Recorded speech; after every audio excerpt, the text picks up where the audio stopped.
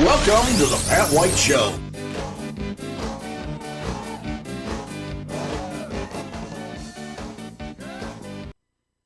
Well, just about anybody can tell you that the retail business has been in pretty bad shape in recent years. In 2024, it was like one of the worst ever. Apparently, they're saying that around 15,000 stores are going to be closing now or soon thereafter. And in 2024, some 7,325 stores closed. Now, on the good side, 5,970 opened up, but still a net loss of 1,335 stores. So I want to tell you about some of the stores that are quitting and going out of business. And the reason is pretty simple. People are changing their shopping habits. Now, you used to get up and head over to the mall and go to Glenbrook or whatever mall you went to. Well, people don't do that anymore. The malls are closing down, and some of the malls are turning into apartment complexes. They have that down in Indianapolis. But places like Amazon, Temu, and Shine, those are all mail order places. You go online, you find what you want, they ship it to you like in a day or two.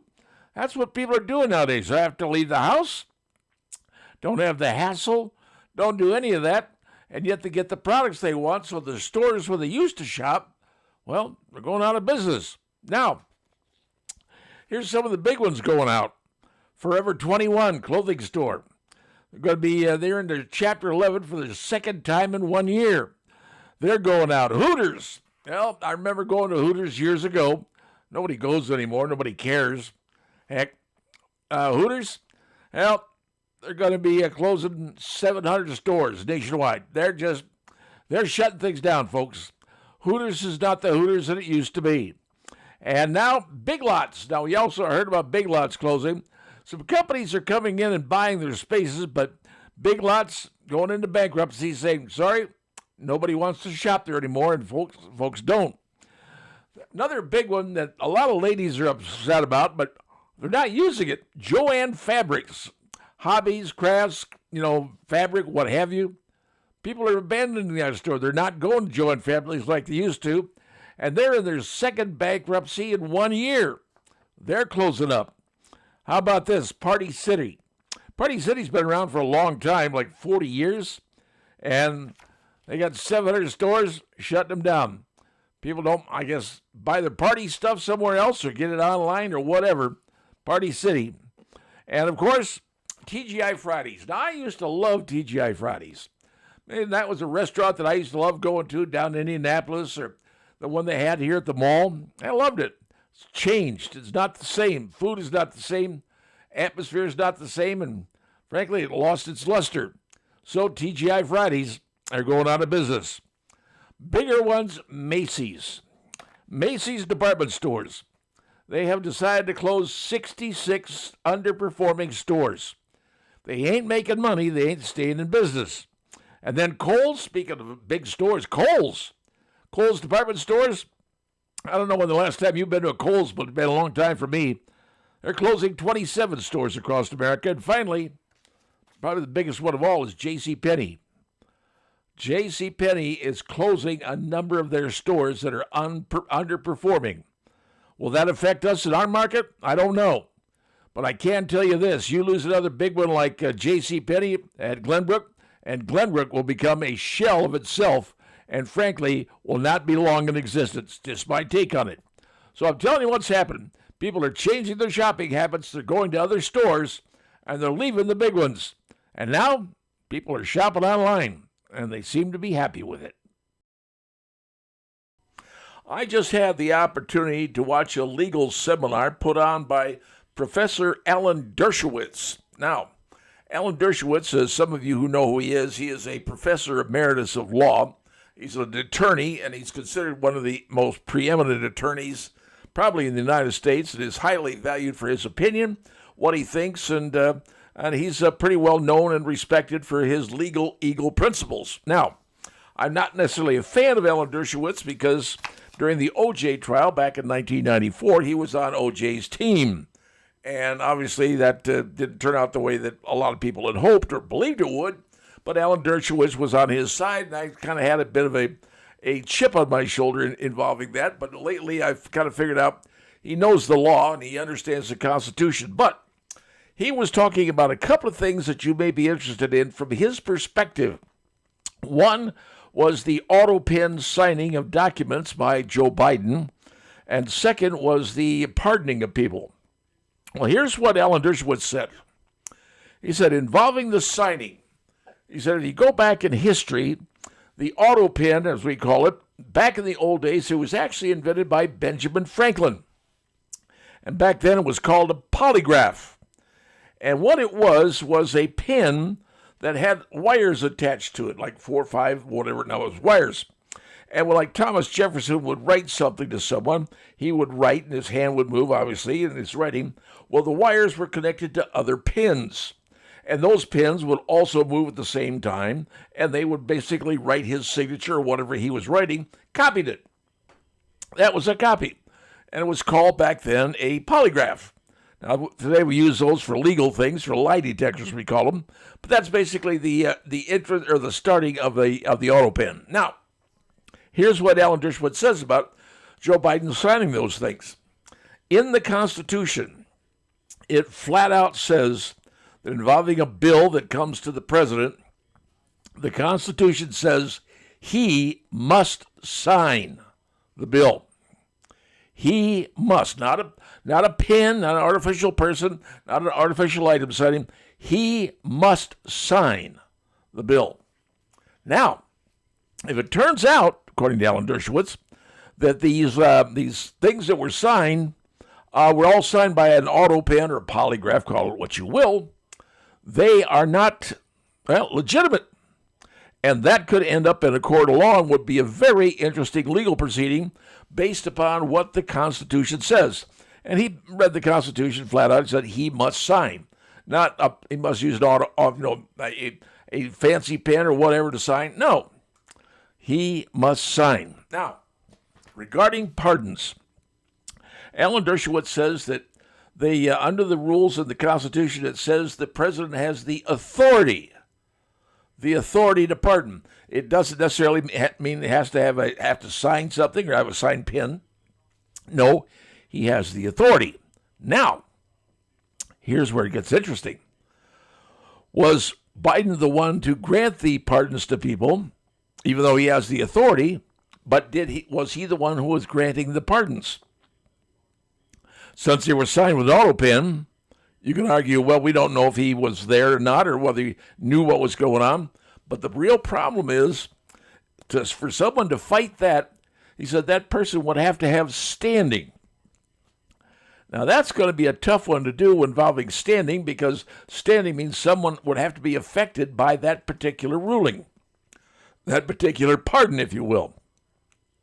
So who would have standing fighting off a pardon that was given to someone, a clemency? Who would have standing? That might be a rough one for the court to decide if someone has standing. Now, involving a law that's signed into law that affects you and me and all those other kind of things, we would all then have standing. That would be easier to prove. But this is what's coming from Alan Dershowitz. And I watched his seminar, and now you know a little bit more than you knew before. Something new to know about, and something that could result in some very interesting potential lawsuits that could be coming up down the road in the not-too-distant future. It might be something to watch, and I'm sure that Alan Dershowitz may be called in as a expert on this.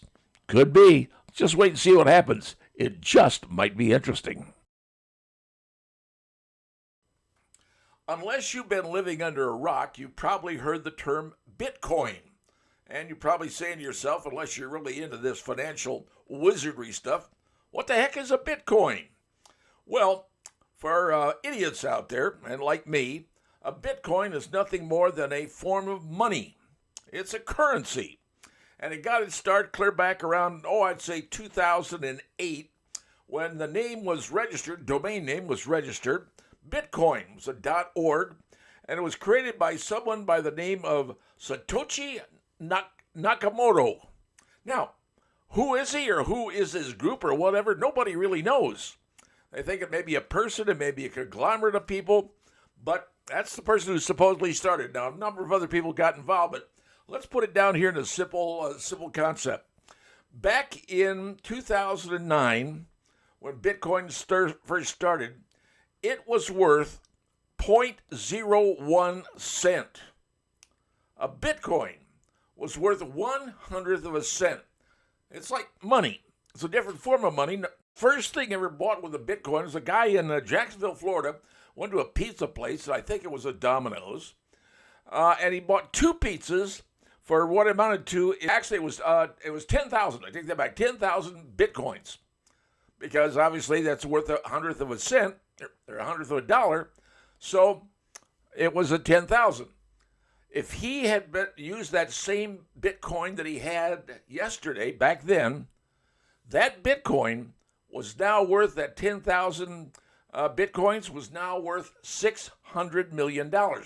Put this in perspective. Today, a Bitcoin, one coin, is worth $82,575,012. $85,000.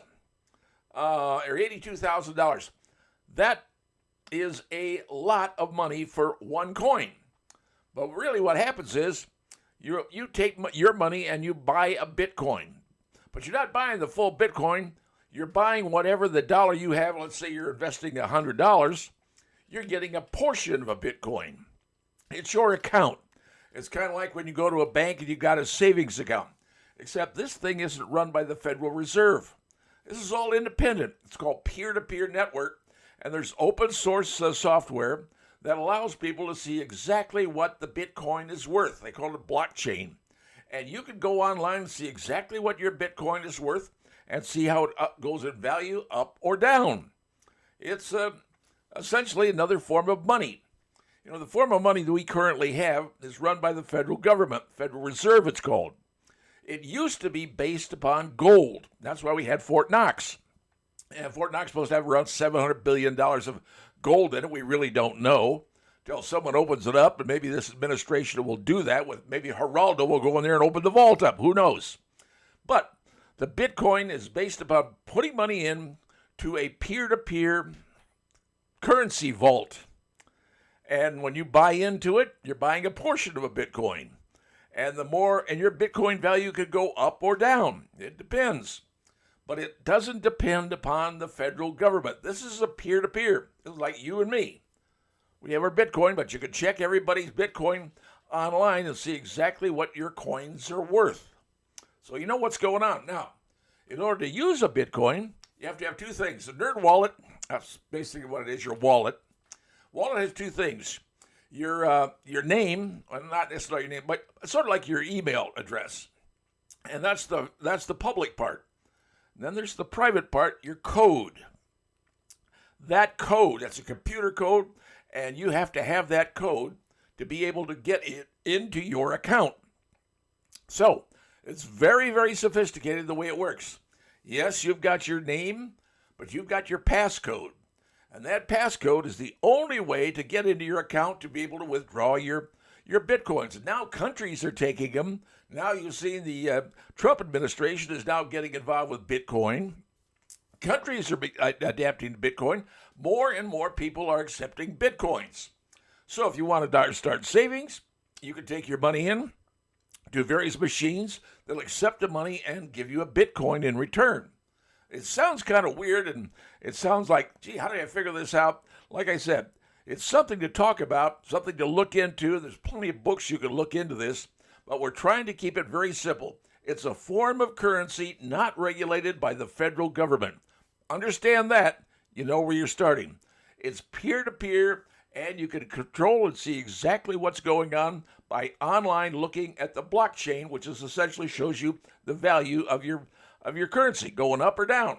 So, it's called Bitcoin. It's the coming thing. Will it replace money? Well, many people think it will. However, it's not controlled by the government. It's controlled by, the people involved, the people who have Bitcoin. So, if you decide to get involved, it's your call. But now you understand something. Bitcoin is new and it's coming, and it may be part of your life sooner than you think. If you're old enough to remember there's something in your childhood you might recall, and I recall it because I'm old. you were a baby boomer, the chances were that maybe, just maybe, your family had a service that came to your home, well, every day or every couple of days or so, and dropped off a product and picked up the used product. What was it? The milkman.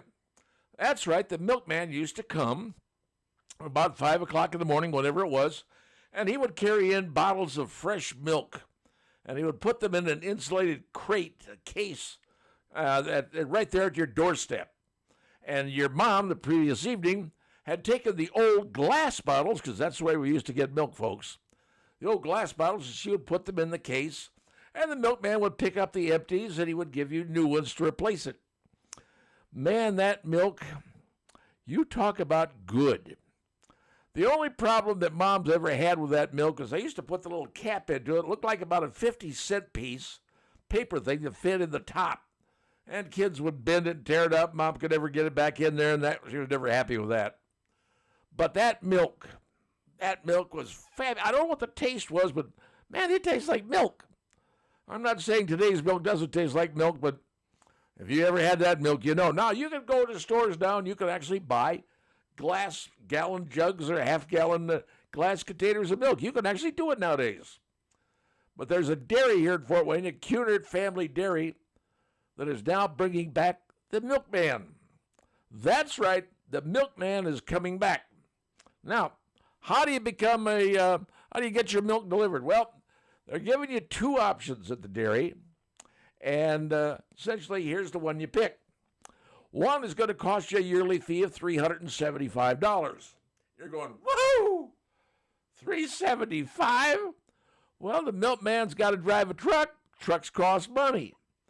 Milkman's got to be paid to deliver the milk. Hey, labor costs money. But if you want to have your fresh milk delivered to you every couple of days, there's the plan, folks. That's all you got to do. Just head over there and get your milk, and the milkman will come by your house, drop in those gallons of milk, and have fresh milk, Kuehnart Dairy. Other option is, well, you could do it and end up paying $10 for every delivery. And so if you get delivery once a week, well, it's going to cost you $520. You get it weekly, $10 a week delivery.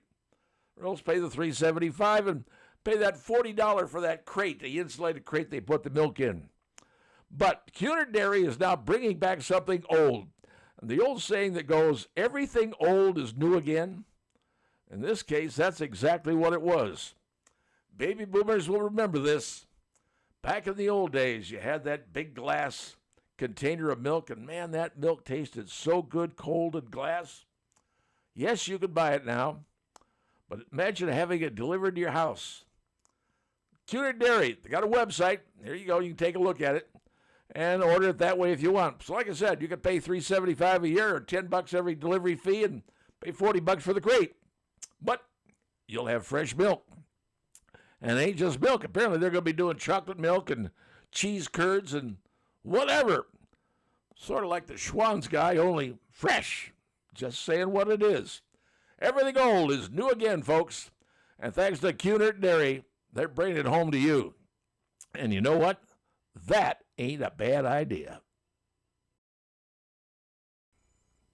Well, you probably heard one of the biggest stories floating around America right now is that the Trump administration and Tom Homan, the head of the Security and the Border Department, if you will, found a whole bunch of Tren de Agua gang members. And I mean, they are the worst of the worst who came to the United States because they were let out of jail in their home country, and they came to the United States and started wreaking havoc. Well, the President of the United States says, you know what? I'm not going to put up with that. And he used something called the Wartime Alien Enemies Act of 1798. Now you're saying, 1798? Can he do that? Yeah, he can. It was used in World War I. It was used in the Spanish-American, or the War of 1812. It was used in World War I and World War II. The president has the right to invoke a law that exists on the books, and he did. Problem was, they loaded him on an airplane and were sending him down to El Salvador. And El Salvador is located between Guatemala and Honduras, so it's over there on the west side of Central America, if you will. Now, federal judge in D.C., wouldn't you know, a D.C. Circuit Court judge Because in Washington, D.C., about 95% of the people there are Democrats, and they've been running the rodeo for a long time, and figure they have the authority to do whatever they choose to do. Well, the judge says, no, you must bring that plane back. And Tom Homan said, yeah, too bad. It's already out of your control. And plus, the Supreme Court says you do not have the authority to tell the president what to do, having to do with immigration and the executive branch. And that's fact, folks. Here's what you have to understand. The President of the United States is the only office in the United States that is elected by everybody. You, me, your neighbors, friends, whatever. It's the only person in government elected by everyone, and he has a lot of power.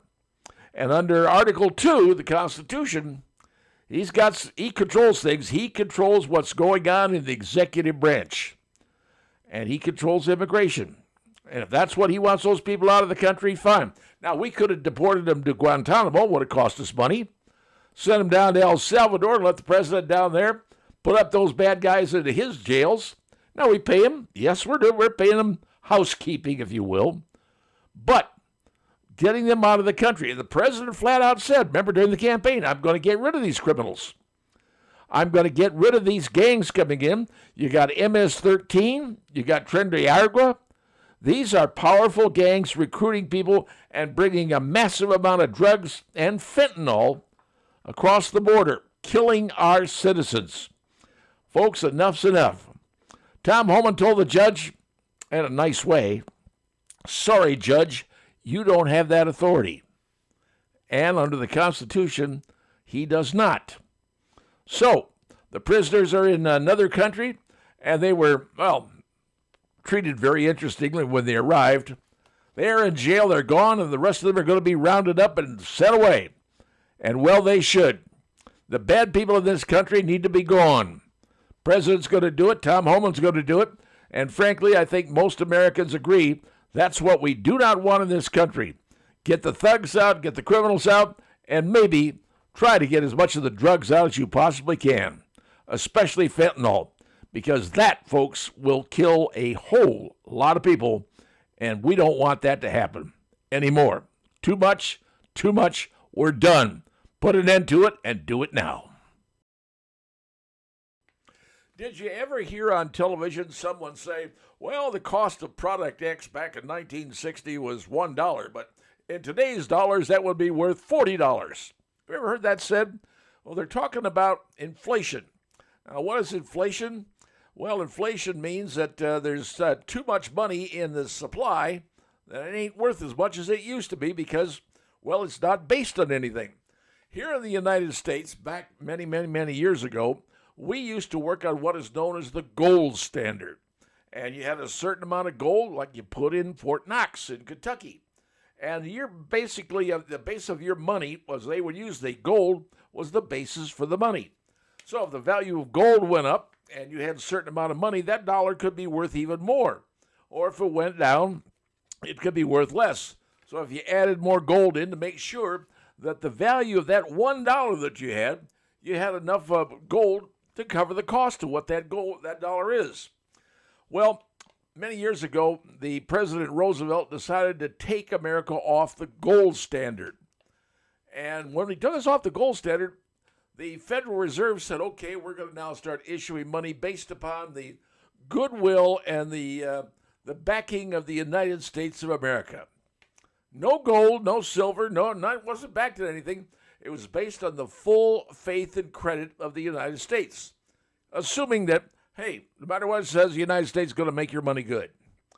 Well, people begin to doubt that a little bit, but as a result, every time the government decides to stick more money into circulation.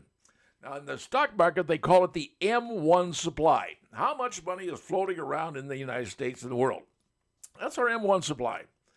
If you increase the M1 supply, like we did during COVID when the Biden administration put another $2 trillion worth of this paper into supply, the M1, or the amount of dollars in force floating around the world, suddenly became larger. But it wasn't based on anything. There was no backing for it, no money backing, no gold backing for it. So essentially, it became worth less. And here in America, you found out what worth less means. It means the price of everything shot up around 20%. Why? Because this same $1 is now worth 20% less than it was because we just dumped $2 trillion into our economy. That's the problem, folks. Our economy is based upon the full faith and credit of the United States. Now, we got a budget deficit right now of around $36 trillion. And it gets worse. About every 90 days, we add another $1 trillion into that debt. Well, who's covering the debt on that thing? Well, it turns out that countries are buying our debt, and China is one of those countries. Here's what they do. Well, we say we're in debt, so China comes in and buys some of that debt. And we say to China or whatever country that buys the debt, okay, we will pay you a certain amount of interest for you carrying this debt, like you do when you get a loan. When you get a loan, the bank charges you interest, right? Countries do the same thing.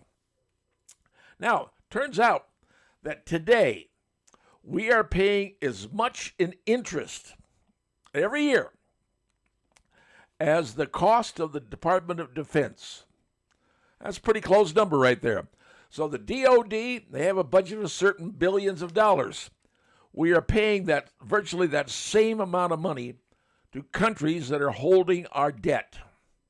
That's the way it's working, folks. So you understand, the M1 supply, the more money you dump into the M1 supply, like we did, we put $2 trillion in a few years back, it made the value of this go down because it's based on just the full faith and credit of the United States, not based on money, not based on gold, diamonds, or not based on whatever you can think of. Now, we're thinking of opening up the vault in Kentucky to see what's in there. Doesn't care what's in there. It doesn't matter because your money is not based upon the gold. It's based upon what the government says they're willing to honor. And that, folks, makes a lot of people very, very nervous. And I'm one of them. That's all I got. See ya. Well, I have some big political news for you, especially if you're a Democrat. Turns out that Mayor Pete Buttigieg, remember him as a South Bend mayor? I think he was 8 years in South Bend. And I don't know if he got the roads fixed. I do know a friend of mine who lived up there moved from South Bend to Mishawaka because, well, he wasn't happy with the mayor. But Pete Buttigieg has been the Secretary of Transportation, and how has that transportation worked out for America in the last 4 years? Well, he was Secretary of Trans. And he now lives in Michigan. Now lives, I believe, Traverse City. And he has now decided that he will not, I repeat, he will not be running for the Senate in Michigan, nor will he be running for the governorship of Michigan. Pete Buttigieg said, nah, just not going to do it. I'm setting my eyes for, well, something bigger, grander, more spectacular. So did Pete Buttigieg just admit that I'm running for president? Well, you know, he tried in 2020. Matter of fact, in Iowa, I think he beat out Bernie Sanders in Iowa. If memory serves me correct. I think in Vermont, he was second to Bernie. But until South Carolina came along, and suddenly it was Joe Biden, and everybody was told by the powers that be of the Democrat Party, excuse me, but Joe Biden's going to be the president. Y'all just might, well, quit. And they all did. And everybody went to Chicago to the meeting, and there was Joe standing there. I'm nominated. I'm president. Sign here. Tell us, let's wave the flag and say you're going for Joe. And they all did. Well, you know how that worked out. You know what we found out. Well, Pete Buttigieg apparently is thinking about maybe, just maybe, running for El Duce in 2028. Yes, Pete Buttigieg and his husband, or wife, I'm not sure what those two are, I don't know. But anyway, he may be thinking about running for the presidency of the United States, and he would be the first gay president in history. So would America elect him? Well, the Democrats, what do they got? Who do they got? They got Gavin Newsom, Pete Buttigieg. Those are your guys for the presidency in 2028 right now. Don't know who else could be. Well, Stacey Abrams from Georgia, she might want to run for president. Just trying to give you the names of some people who might want to run. The point being is Mayor Pete from South Bend, formerly from South Bend, and I don't know how the people up in South Bend feel, but my guess is he would probably get their votes. And if he's wanting to run for president and not for the Senate, not for the governorship of the state of Michigan, I'm guessing he's got a bigger plan. So now you know, folks, good old Mayor Pete, now Transportation Secretary Pete, is saying, I'm looking for something higher. I'm going to take you higher. My guess is higher means president. President Pete. Whew. All right, it's a possibility, folks. Just telling you what's going on because you never really know, do you? Unless you've been living under a rock, you probably heard about the big story in Washington, D.C., where it was discovered that all of the illegal and official documents that Joe Biden signed in office were not signed by Joe Biden. They were signed by what they call as an auto pen. An auto pen is kind of a computerized pen that writes the signature of the president. And more often than not, well, some presidents used it a lot, some didn't use it at all. George Bush did never use the auto pen when he was in office. Every document he signed. Barack Obama did. I mean, a lot of presidents have used the auto sign. Most of it is for really big official documents, like big laws or something like that. But apparently Joe Biden, for whatever reason, every single document that supposedly he signed in his 4 years in office, every one but one was auto-signed. And now they're trying to figure out if he really knew what he was doing. Let's be honest. You know, Joe has been fighting dementia, call it what you will, Alzheimer's, I guess.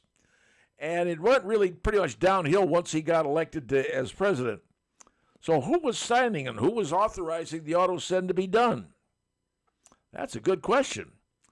And did he have knowledge of what was going on, of everything that he was signing? Because presidents have to be counseled on, well, we want you to pardon this person, pardon that person. Here's the reasons. The president has to look it over and say, okay.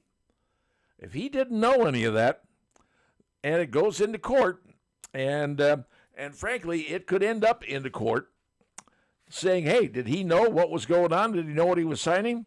Because the Heritage Foundation, on their oversight project, they're saying this could end up in a court of law saying, hey, what did Biden know and what didn't he know? You drag him into this thing at his stage, might be kind of difficult, saying if those documents were legitimate. Plus, the only document that he did in fact sign with his own hand was his resignation. Now think about that for a second. The one document that he signed was his resignation. Now, how did that get put to him? Who wrote that up? Who put it all together?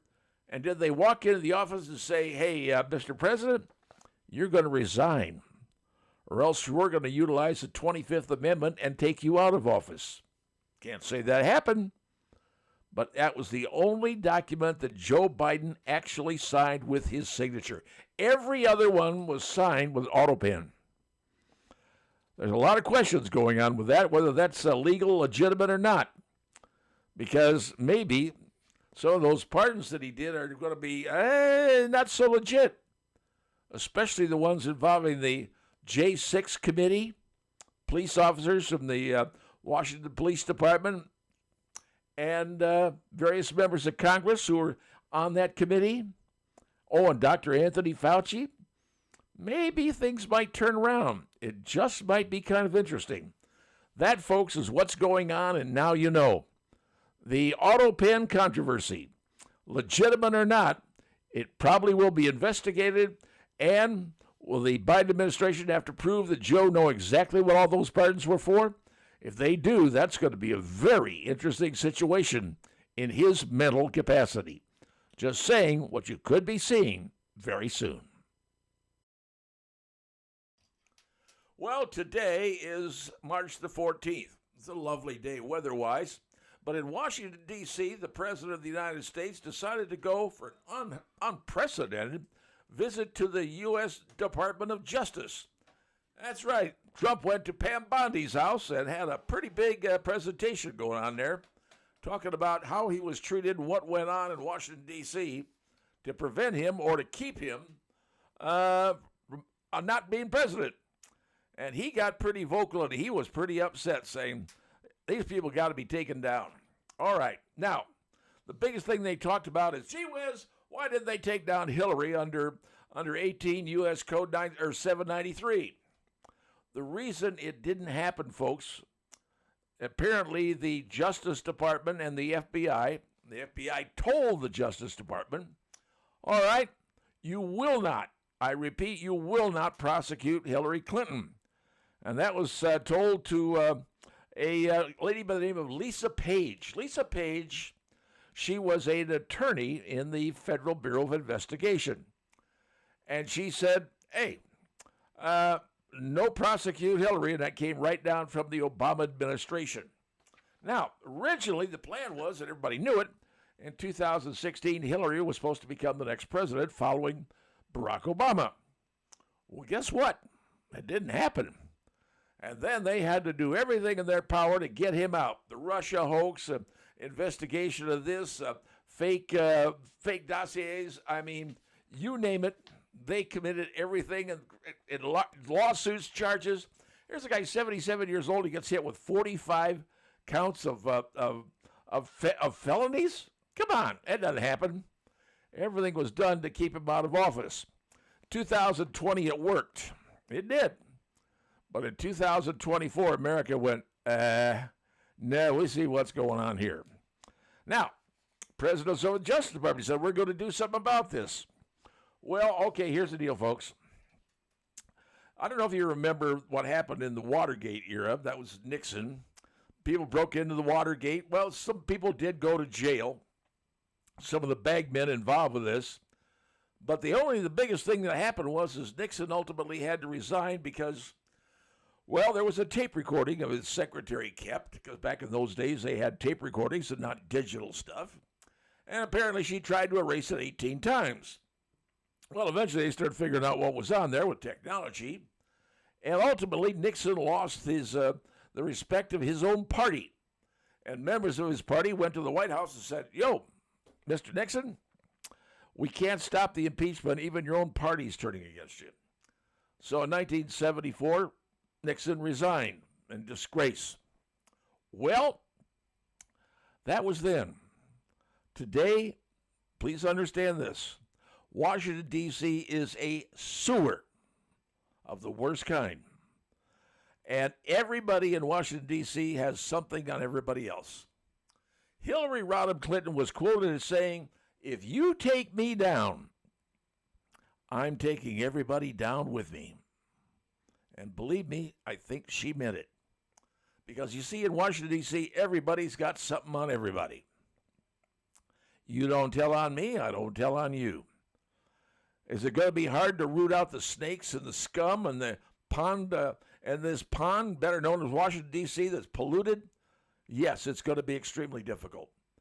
I know the president's talking about doing it, but this is going to be harder than you think because nobody in Washington wants to go down, and everybody is afraid of if they get hit, someone's going to think on them.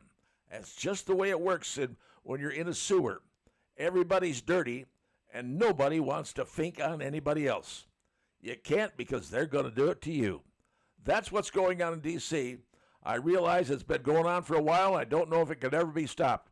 Maybe this administration could do it, but most likely they're going to have a hard time because everybody involved is going to clam up out of fear that if they rat someone out, they themselves are going to be ratted out.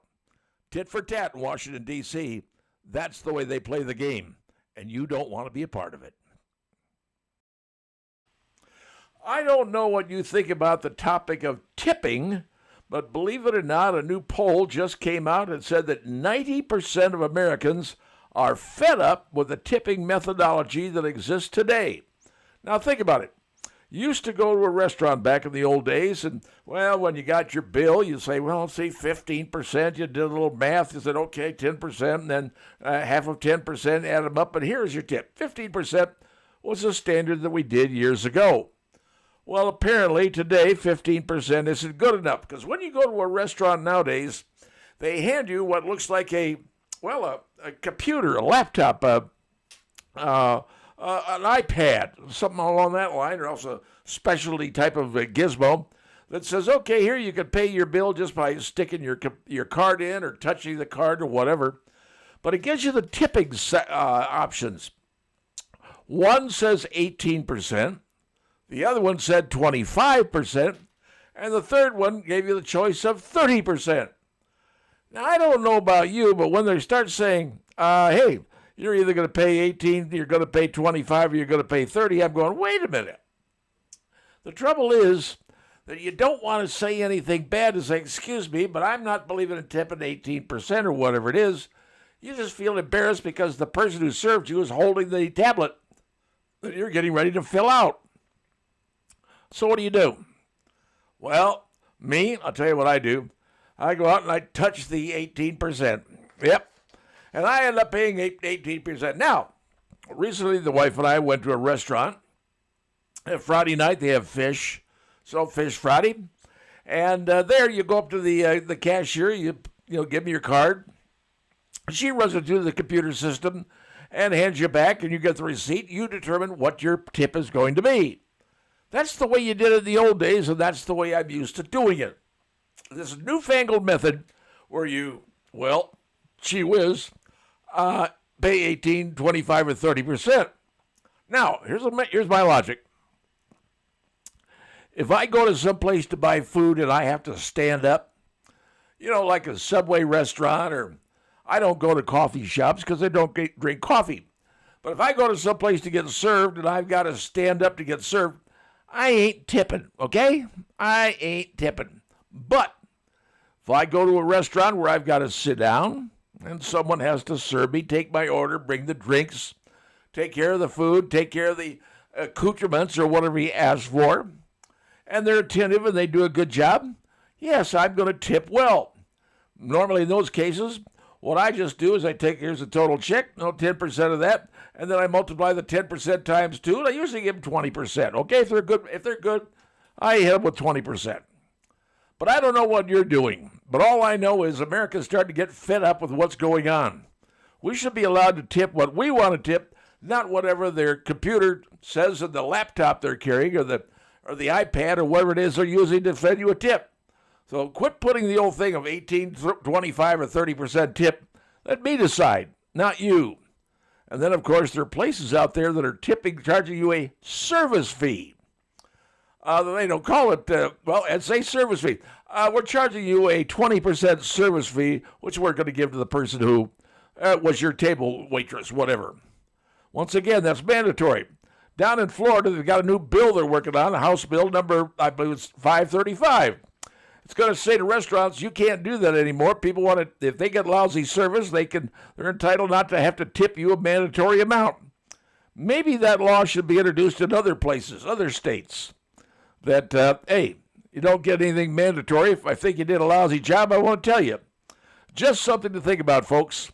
Tipping. 90% of Americans are tired of what's going on. And you know what? I don't blame them.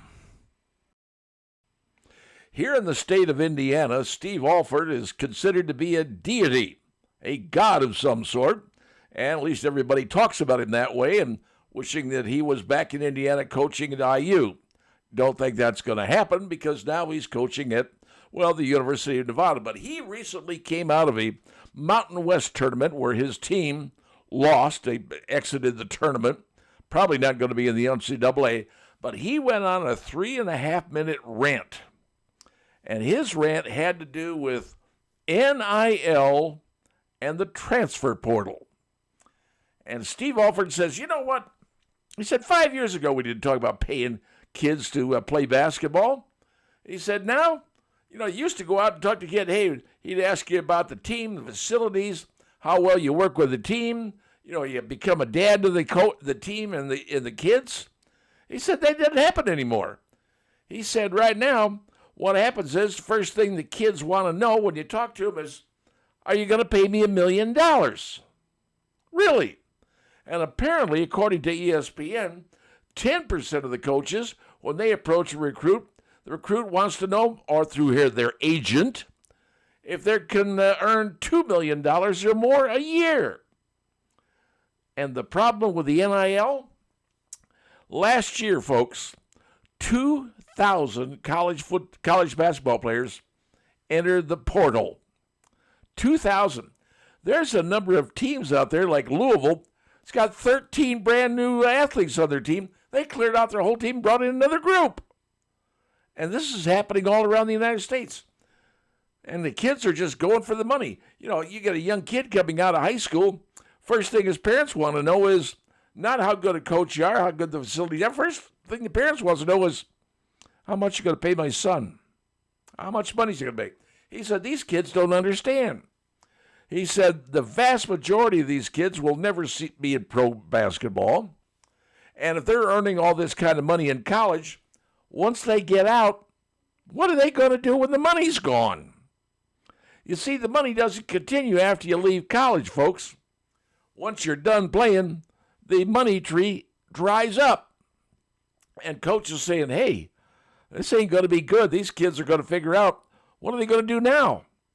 How are they going to afford that lifestyle they've been living for the last 4 years because they've been making buku amounts of money on the NIL? It's a problem. Steve Alford is right, folks. He says the NIL is a mess. But what does the NCAA say? It's not our fault. It's what the courts are doing to us. We're living with the courts. Well, the government needs to step in. The legislature needs to make laws. I don't like the legislature making laws. But now, well, the government is saying, hey, what can we do? What can we do? After all, colleges are making boatloads of money off these athletes, and they should be entitled to being paid. Well, that's created the portal, that's created NIL, and that, folks, has created a gigantic mess. And no team is safe. Players can walk away and find a new job with more money. That's where we are, folks. That's just in college basketball. Same problem exists in college football. Is there a cure? Not yet. Will there be a cure? I do not know. But right now, your favorite team may not be your favorite team anymore.